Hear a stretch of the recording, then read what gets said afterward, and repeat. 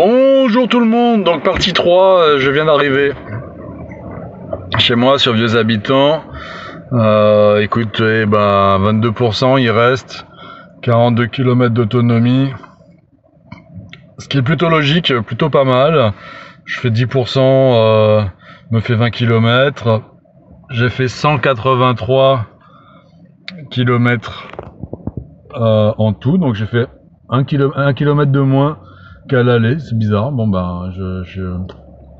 étrange.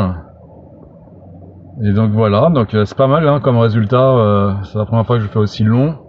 D'habitude, en journalier, sur une semaine, j'arrive à faire 180, 170, 180 km et je charge quoi.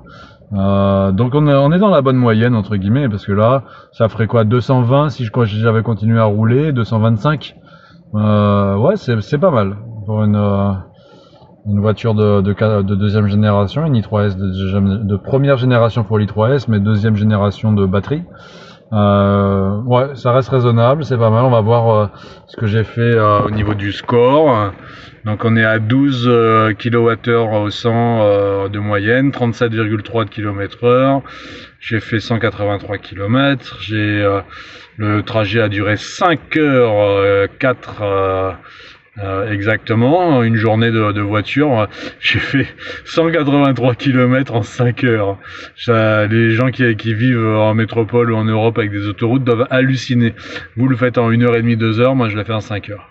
Voilà, donc vive la Guadeloupe, vive les embouteillages, mais vive la BMW i3 et la BMW i3S, qui sont d'excellentes voitures. C'est plutôt concordant avec le fonctionnement, même si je mets en EcoPro Plus, parce que je n'ai roulé que en EcoPro Plus, à part 2 accélérations en confort pour passer une voiture, 2 voitures, enfin des vélos pour la première fois et une voiture pour l'autre. Voilà, c'est un bon score. Des fois je fais 183 km et il va me rester que 8%, donc l'EcoPro Plus a montré ses preuves d'économie. Bon, pas de clim et tout, à 37 degrés, enfin je sais pas quel degré là il fait en ce moment, mais on va voir ça.